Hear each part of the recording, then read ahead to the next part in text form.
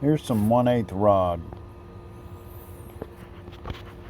This is 5/32 by 0.014 thickness.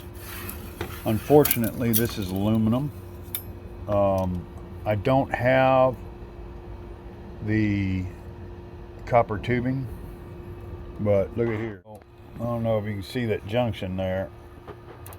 So there is your 1/8 rod, and this is 5/32 by 0.014 tubing. This happens to be the aluminum, but they have it in brass if you had, or copper.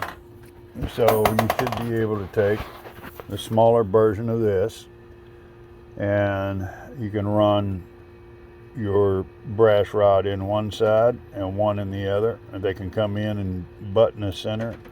You can make your sleeves an inch or two for stability, and then all you would have to do is pipe fit another T and smelt it on there, and that should be the answer to your question or problem that you're having with your connectors, brother.